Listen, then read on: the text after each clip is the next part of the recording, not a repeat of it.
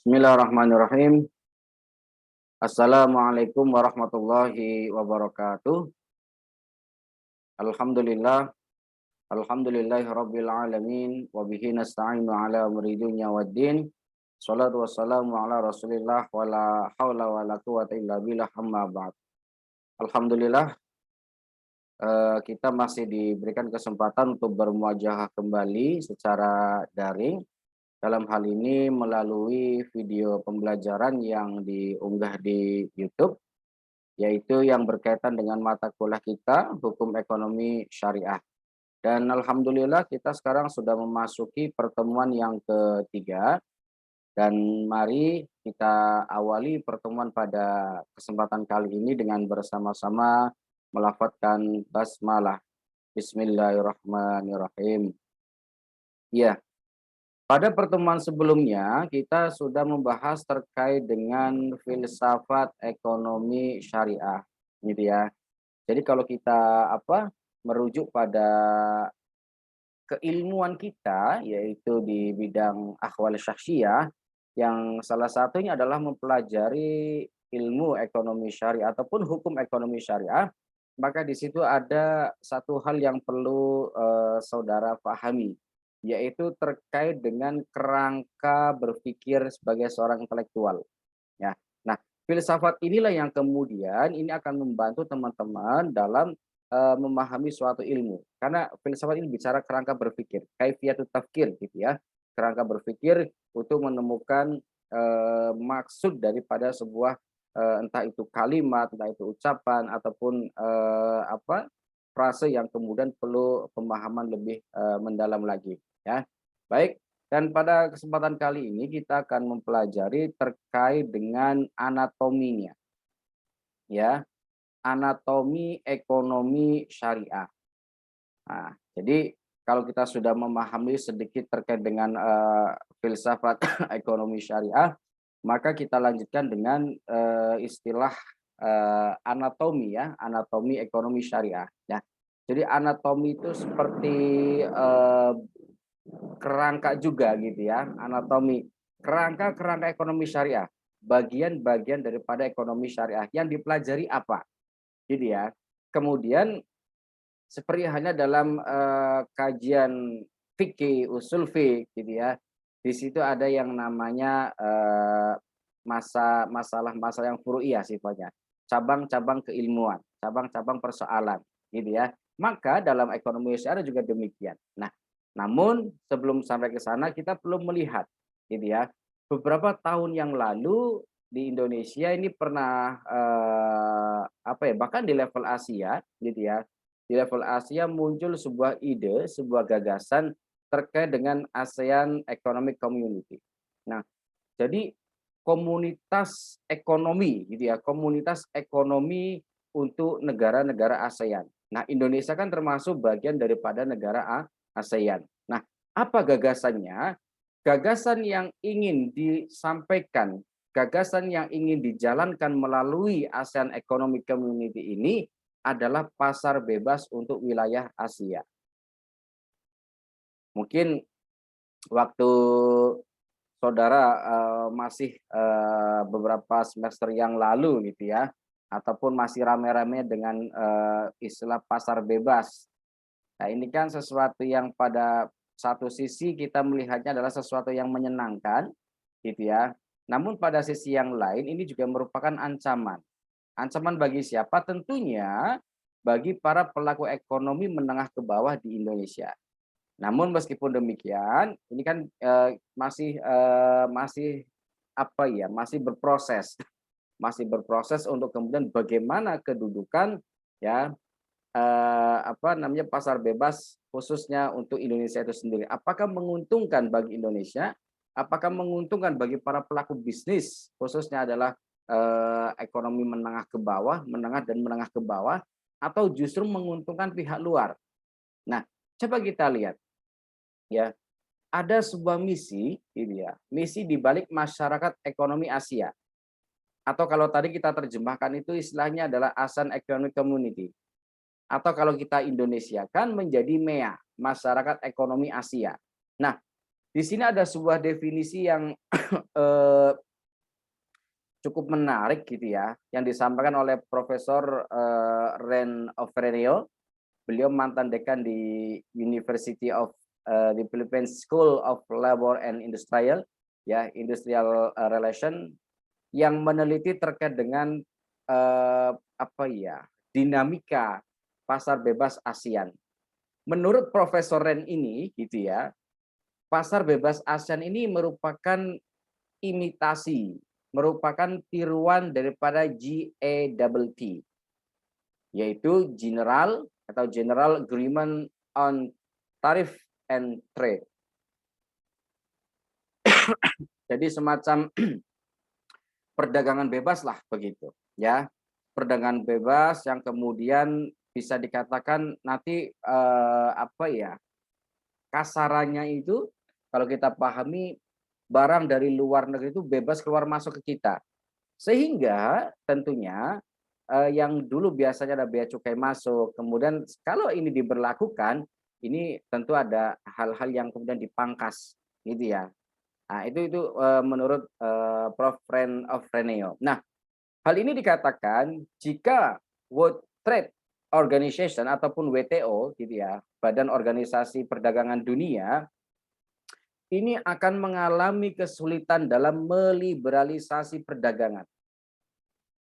Maka, nah, jadi WTO ini, kan, WTO punya PBB ini kan, World Trade Organization, ketika dia mencoba untuk meliberalisasikan pasar bebas, pasar dunia, nah, dia melirik ke Indonesia nih, khususnya ASEAN gitu. ASEAN secara umum yang dipandang sebagai harapan untuk menerapkan perdagangan global setelah pembicaraan di WTO terhenti. Jadi di tingkat level dunia saja pasar bebas itu sudah cut gitu, sudah berhenti. Namun kemudian ada potensi yang menurut WTO, ASEAN ini adalah pasar yang tanda kutip istilahnya empuk, ya, pasar yang sangat potensial untuk diselenggarakan perdagangan bebas. Ya, kalau Indonesia kan cukup tinggi juga apa namanya konsumsinya, ya, budaya konsumsinya cukup tinggi juga, belum negara-negara yang lainnya. Nah, ini sebuah kesempatan, namun di balik kesempatan tentu ada hal-hal yang perlu kita apa ya, persiapkan diri, kita matangkan diri ya untuk menghadapi pasar bebas Asia, ya, ataupun masyarakat ekonomi Asia. Nah, gambarannya seperti ini. Apa dampak dari pasar bebas? Yaitu akan terjadi hegemoni ekonomi di tingkat nasional. Apa itu hegemoni? Jadi ini kembali ke hukum hukum kapitalisme global. Hegemoni ini semacam kekuasaan. Yang punya modal besar dia akan mencengkeram. Yang punya modal besar, modal kuat dia akan menguasai. Dan sekarang praktek-praktek itu sudah berjalan, ya. Di Indonesia sudah berjalan. Salah satunya, ya, para pelaku usaha kecil. Jadi dia, ini nomor satu. Para pelaku usaha kecil akan terkena dampak baik secara langsung maupun secara tidak langsung. Dia akan menjadi korban daripada jika pasar bebas itu diimplementasikan khususnya di Indonesia. Kemudian yang kedua ada penguasaan bahan baku. Betul. Proses produksi ini gitu ya akan dimiliki oleh para pelaku bisnis yang kemudian punya modal kuat. Ketika sudah punya modal yang kuat, tentu dia akan bebas memainkan peran dia. Dia akan bebas memainkan harga. Kalau tidak ada kontrol, maka yang terjadi maaf seperti sekarang ini. Minyak goreng menjadi langka. Terlepas dari berbagai persoalan karena tingginya harga minyak dunia ataupun yang lain, ya. Tapi ini secara tidak langsung akan berdampak pada masyarakat, khususnya masyarakat kecil, masyarakat ekonomi menengah ke bawah. Minyak goreng yang tadinya 14.000 per liter sekarang menjadi 24.000 ataupun 22 ribuan. Ini kan mengerikan, gitu ya. Sementara sangat miris sekali ketika kemudian Indonesia ini merupakan penghasil CPO terbesar di dunia. Sawitnya ribuan hektar, dan itu adalah lahan negara. yang dikuasai oleh swasta. Walaupun hak guna, tapi kemudian ternyata tidak ada dampak positif bagi masyarakat. Justru hanya menguntungkan bagi para penggarap lahan tersebut. Ya. Nah, kemudian akan memakan perusahaan-perusahaan negara, akan terjadi privatisasi BUMN. Ini mengerikan juga. BUMN ini kan sejatinya amanah undang-undang. Gitu ya, badan usaha milik negara yang tadinya memang untuk kesejahteraan masyarakat akan terjadi ketika misalkan di pasar bebas diimplementasikan, dia akan pelan-pelan akan dicaplok oleh swasta. Ketika dicaplok oleh swasta, tentu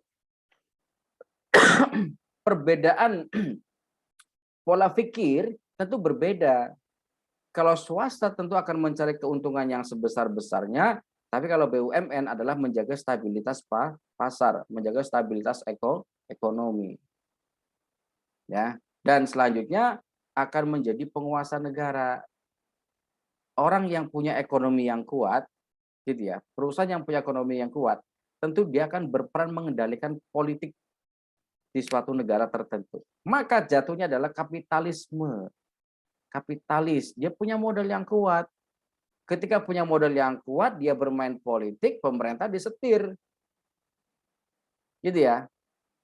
Maka yang jadi korban siapa? Yang jadi korban adalah masyarakat. Iya kan? Ya beginilah kalau kita misalkan kita tarik persoalan ekonomi ini, kita tarik ke ranah politik. Dan memang tidak bisa lepas antara polek sosbud itu tidak bisa. Politik, ekonomi, sosial, budaya, dan hukum. Hankam itu tidak bisa kita lepaskan. Ini adalah rangkaian yang kemudian satu kesatuan terjadi ya dalam sebuah sistem pemerintahan di negara manapun. Dan itu akan berimbas pada dunia perbankan, termasuk juga pada pasar modal. Ya.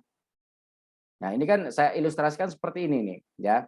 Ini yang besar ini dia ini apa ya? Para pemodal, kapitalis. Nah, ini para pelaku usaha kecil, UMKM, usaha menengah kecil ke bawah, ya, menengah ke bawah, dia akan dicaplok perusahaan-perusahaan, bahkan nomor satu ini juga bisa jadi hilang, ini juga demikian, dan juga termasuk sampai menguasai negara. Bahaya kalau kemudian negara itu dikuasai oleh para apa namanya, kaum borjuis ataupun para pelaku usaha. Karena yang dicari adalah keuntungan finansial, ya. Baik, saya minum dulu ya. Oke, semoga ini memberikan gambaran, ya. Memberikan gambaran pada saudara bahwasanya sebagai intelektual juga perlu, ya, perlu melek, perlu memahami, ya, dinamika yang terjadi di lapangan. Tidak hanya teori-teori saja, tapi juga inilah kondisi kita seperti ini. Gitu ya. Baik, saya lanjutkan. Nah, kemudian jika terjadi di level dunia, maka justru akan lebih parah lagi. Gitu ya. Pasar akan dikuasai, perusahaan lokal akan dicaplok, kemudian bahan baku lokal akan diangkut, gitu kan. Bahan baku lokal lebih murah, kemudian dijual keluar lebih mahal. Ketika dijual keluar, kemudian lebih mahal, dijual ke Indonesia lagi lebih mahal lagi. Gitu kan.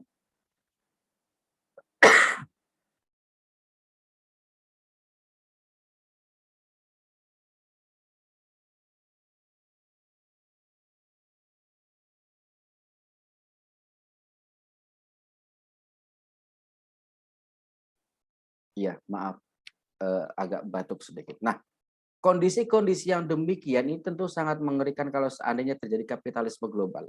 Walaupun secara tidak langsung itu sudah terjadi, namun terkadang kita tidak sadar gitu kan dengan apa yang sedang terjadi di sekitar kita. Maka sebagai intelektual muda, sebagai seorang akademisi perlu ya punya daya kritis terhadap persoalan-persoalan di sekitar kita. Nah, ini sebagai mukadimah saja, sebagai pengantar saja bahwasanya dunia kondisinya seperti ini. dan mungkin akan lebih parah lagi ketika ya dunia sudah menjadi tujuan utama, maka akan menghalalkan segala cara. Nah, tapi dalam Islam tidak demikian, ya. Dalam ekonomi Islam, dalam ekonomi syariah, ya, ini mengatur terkait dengan bagaimana harta itu didapatkan, ya. Maka untuk ekonomi hukum ekonomi syariah terkait dengan anatominya kita akan lihat gitu ya. Tadi saya katakan anatomi itu istilahnya kerangka, ya bisa dikatakan kerangka. Bagian-bagian yang ada di dalam ekonomi syariah. Bagian-bagian yang bisa dikuasai dalam tatanan sistem ekonomi syariah. Seperti apa? Kita lihat. Nah, pandangan ataupun pendapat Islam ya tentang sistem ekonomi. Kita pisahkan dulu ya, kita pisahkan di sini. Ya. Nah, ada beberapa sistem ekonomi yang ada di dunia gitu ya. Namun saya mengambil 3 saja yang memang banyak dianut oleh masyarakat ya. Yang pertama terkait dengan sistem ekonomi kapitalis. Tadi saya katakan, ketika sistem ekonomi kapitalis ini dijalankan karena ada kekuatan modal, dalam sistem ekonomi kapital kan begini, modal sekecil-kecilnya, untung sebesar-besarnya, bagaimanapun caranya untuk mendapatkan untung, itu namanya kapitalisme. Tidak peduli halal haram, yang penting untung, itu namanya kapitalisme. Tidak peduli di dalamnya ada zulmun, ada kezaliman, yang penting untung, itu namanya kapitalis. Nah, dalam sistem ekonomi kapitalis ada sebuah paradigma, ada sebuah pandangan, yaitu pandangan materialisme. Jadi segala sesuatu harus ada materinya, gitu ya. Harus punya nilai jual, harus punya nilai cuan. Bahasa sekarang itu seperti itu, ya. Paradigmanya seperti itu. Harus mendatangkan uang, uang, uang dan uang, itu namanya kapitalisme. Ya, sistem yang kapitalis. Perbudakanlah seperti itu. Nah, seluruh aktivitas ekonomi bernilai materi atau bermanfaat boleh dilakukan. Jadi selama ada manfaat ekonominya, punya nilai ekonomis, akan dia lakukan. Dia tidak peduli halal haramnya. Maka yang terjadi apa? Yang terjadi adalah liberalisme ekonomi. Secara tidak langsung kita sudah merasakan liberalisme ekonomi. Gitu. Bebas mau jualan apa saja, bebas. Bebas mau melakukan apa saja, bebas. Tidak ada aturan. Ini kan mengerikan. Nah, itu pandangan Islam yang pertama terkait dengan ekonomi kapitalis. Pandangan yang kedua, ekonomi sosialis. Ya. Sebenarnya konsep ekonomi sosialis ini kan menarik gitu ya. Karena dia mengatakan lana walakum bahasa kita. Milik kita ya milik kamu, milikmu ya milikku begitu. Jadi tidak ada istilah kepemilikan individu. Semua berhak menikmati dalam batas-batas tertentu. Gitu ya. Paradigma yang ingin dikembangkan adalah dialektika, proses. Gitu kan?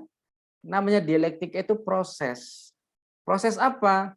Bahwasanya seluruh aktivitas ekonomi ada proses, ada dialektikanya di mana masyarakat yang ditetapkan sebagai negara. Jadi negara ini bukan punya pemerintah tapi punya masyarakat.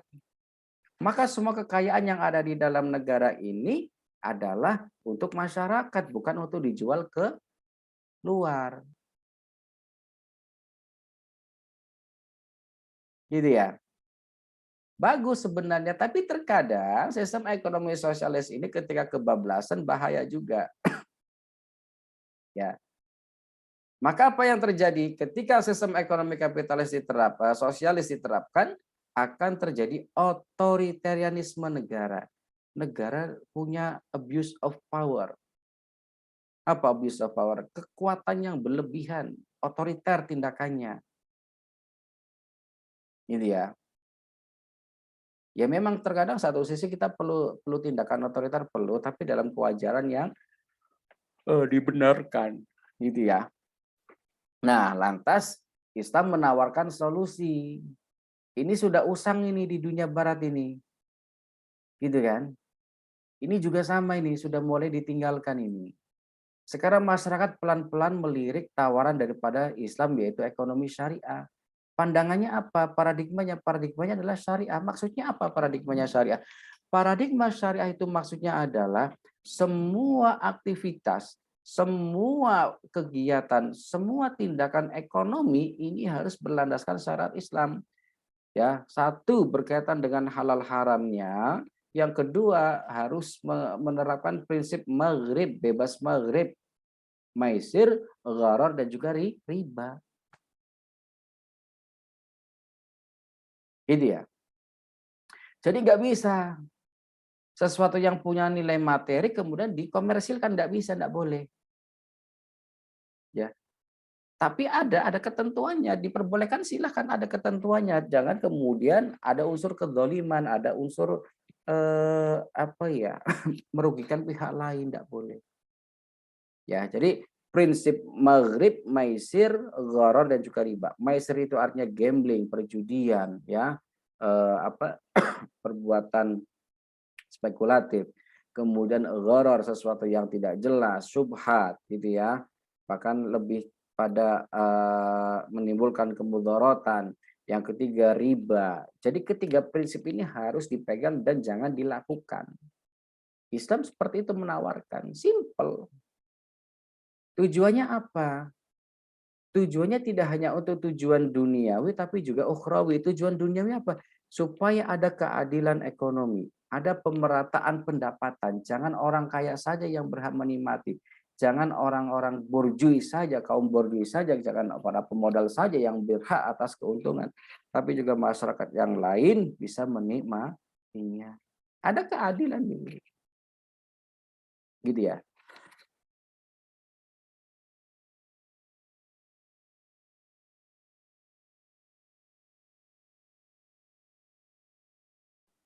Nah, kalau kita bicara teori keadilan ini kan keadilan distributif itu ya, terutama dalam konteks ekonomi ini menarik. Ya, apalagi terkait dengan masalah kepemilikan dalam Islam. Dalam Islam itu tidak ada istilah kepemilikan apa ya, milik kepemilikan tidak ada. Karena segala sesuatunya adalah titipan Allah gitu. Itu dalam Islam. Harta, tahta, wanita, pria, segala sesuatu bahkan yang kita pakai, yang kita hirup, itu semuanya titipan. Sehingga tidak ada yang perlu disombongkan. Itu Islam mengajarkan seperti itu. Gitu ya. Jadi tidak ada yang perlu disombongkan karena Islam sudah mengajarkan seperti itu. Dan semuanya akan dipertanggungjawabkan fi yaumil qiyamah. Nah, nanti. Ya, sampai sini semoga bisa dipahami. Jadi Islam punya pandangan, punya pendapat. Tidak sami'na wa ata'na sendikot dawunda, tapi punya prinsip juga Islam. Untuk mengatur apa perilaku ekonomi masyarakat supaya tidak kapitalis, tidak bebas liberal, ini ya, tidak semena-mena otoriter. Ya, baik.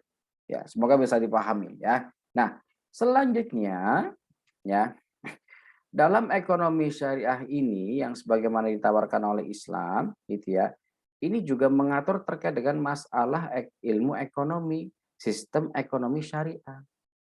Gitu kan? Kalau kita bicara ilmu ekonomi, maka bicaranya adalah bagaimana meningkatkan produktivitas. Kapasitas produksi perusahaan supaya meningkat itu bagaimana, itu ilmu ekonomi. Nah, jadi secara umum, secara universal tidak terkait dengan ideologi tertentu. Itu ilmu ekonomi karena bersifat umum. Prinsipnya adalah mendatangkan keuntungan, meningkatkan produksi. Lantas bagaimana dengan sistem ekonomi syariah? Dia mengatur bagaimana cara memiliki, mengatur cara mengelola, bagaimana cara mendistribusikan harta, gitu kan? Tadi saya katakan tidak ada milik sempurna di dunia ini karena semuanya adalah titipan. Untuk itu kenapa kita harus sombong karena semuanya adalah titipan? Tidak ada yang patut kita sombongkan kan begitu. Harta tahta, tahta ya pangkat, jabatan, golongan. Semuanya titipan belaka. Nah, hal ini terkait dengan ideologi, yaitu ideologi Islam yang diatur oleh syariat Islam. Nah, saudara masih ingat kan di semester awal, mana syariah? Kan seperangkat aturan yang memang sifatnya adalah given, doktrin daripada Allah. Dan ini mengikat secara individu, ya, masyarakat dan juga negara. Jadi semua pelaku di dunia ini itu diatur perilakunya. Itu Islam. Bukan bermaksud membatasi, tidak, tapi mengatur. Supaya apa? Tertib. Tidak terjadi crash. Seperti halnya di lampu merah, traffic light. Ketika merah ya berhenti. Ketika kuning jangan menyerobot. Alon-alon untuk berhenti. Persiapan berhenti. Ketika hijau jalan pelan-pelan. Itu diatur. Ekonomi juga begitu, Islam mengatur itu. Supaya tidak terjadi crash, kecelakaan, tabrakan. Tidak terjadi saling memakan, hukum rimba, hukum kapitalis, maka Islam mengatur terkait dengan sistem ekonomi syariah.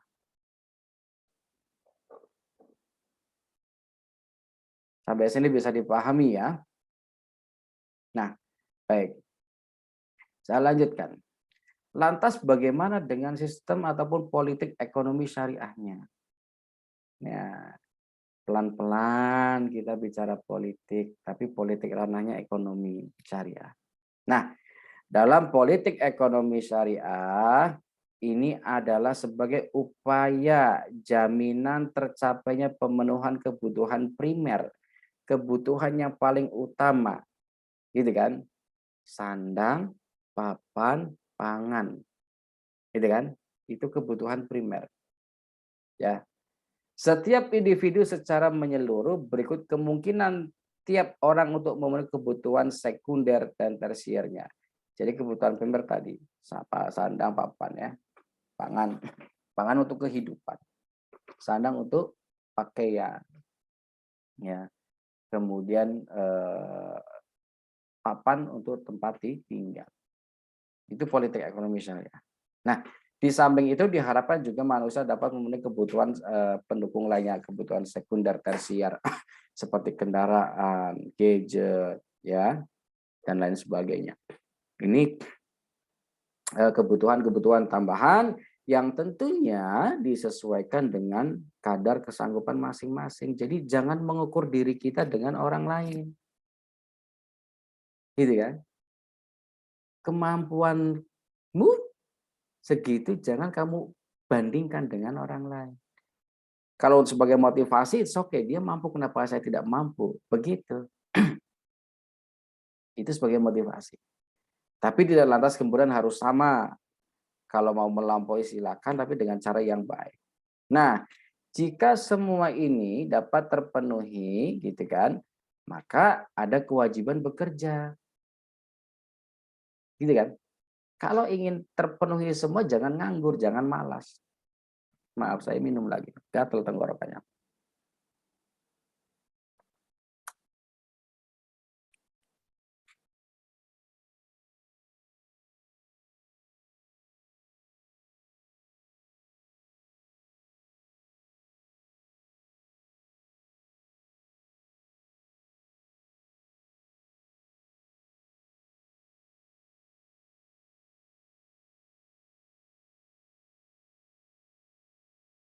Nah, jadi kalau kita ingin memiliki, ingin memenuhi kebutuhan primer, sekunder, tersier kita, ya bekerja.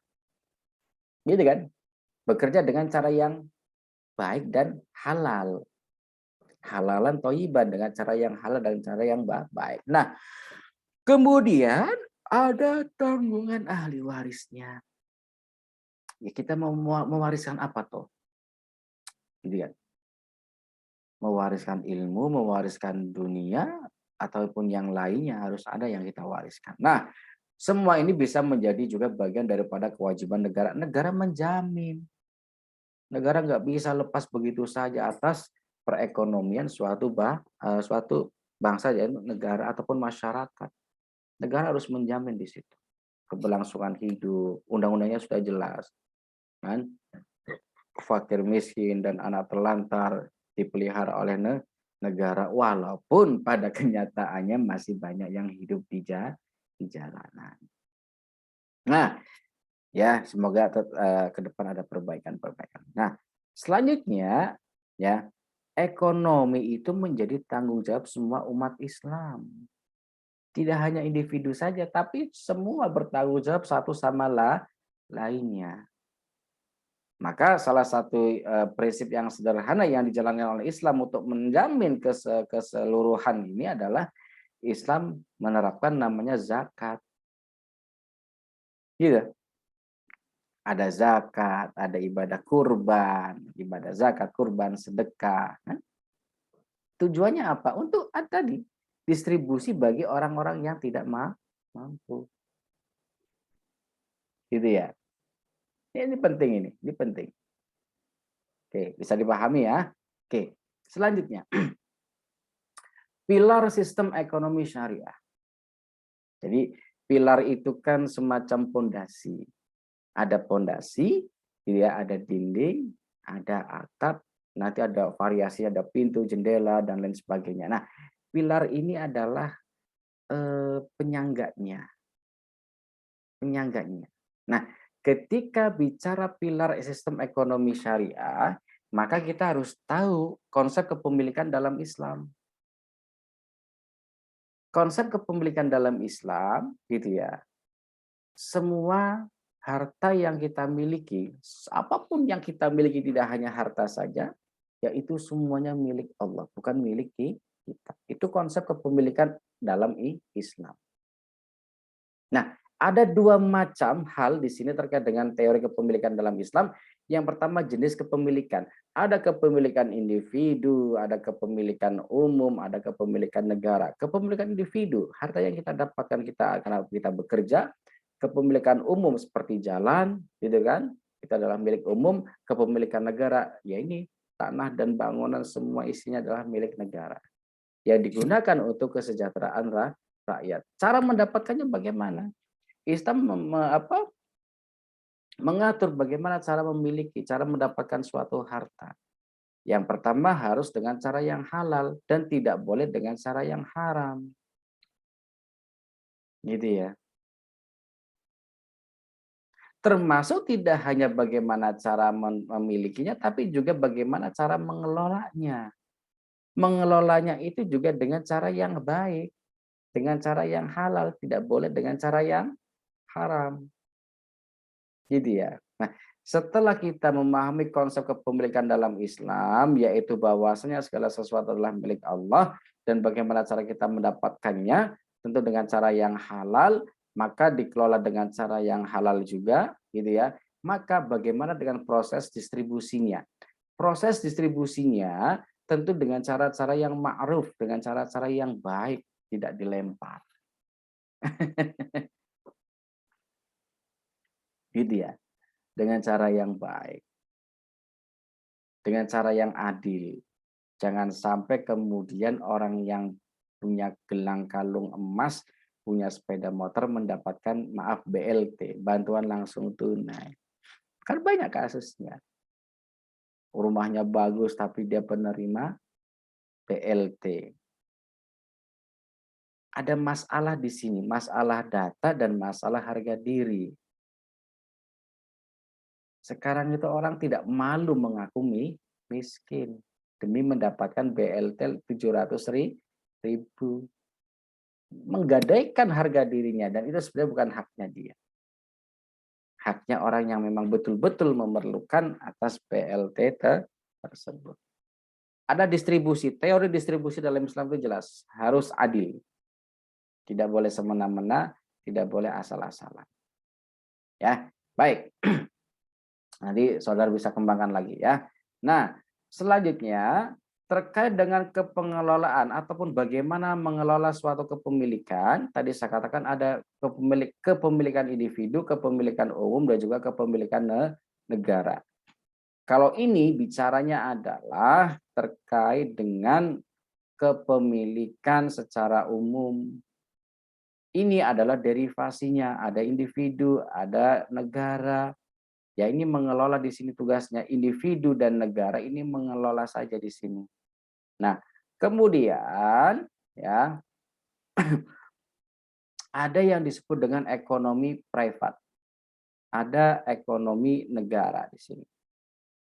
Ekonomi privat, ekonomi individu ini berkaitan dengan masalah konsumsi, berkaitan dengan masalah produksi, ya. Produksi itu sumbernya bisa dari pertanian, al-ardu, bisa dari perdagangan, al-bay ataupun dari permusyarakatan, permufakatan syirkah, musyarakah, atau bisa bersumber dari perindustrian, yaitu industri dan tenaga kerja. Ini meliputi beberapa bidang, yaitu ada dalam bidang pengelolaan, ada dalam bidang hukum. Hukum tujuannya apa? Untuk mengatur. Aturan dibuat untuk mengatur. Mengatur apa? Ya perilaku manusia.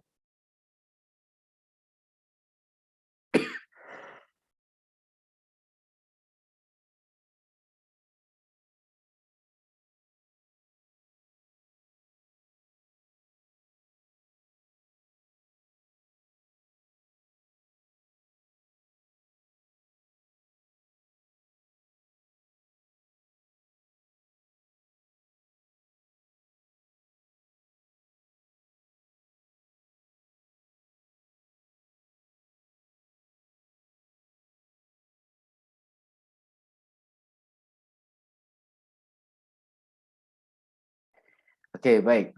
Ya. Jadi inilah yang berkaitan dengan pembahasan anatomi ekonomi syariah ya. Ya, insya Allah nanti akan kita lanjutkan pembahasan materi ini anatomi ekonomi syariah ya. Karena adanya lain hal yang harus saya kerjakan pada sore hari ini juga. Ini kebetulan saya tag videonya adalah sore-sore ya. Insya Allah nanti kita lanjutkan dan mari kita cukupkan dahulu ya pembahasannya. Nanti kita lanjutkan pada kesempatan yang lain. Dan mari kita cukupkan dengan bersama-sama melafalkan hamdalah. Alhamdulillahirabbil alamin. Ma'ana jafi kulli umurikum. Assalamualaikum warahmatullahi wabarakatuh. Baik, saya tutup video.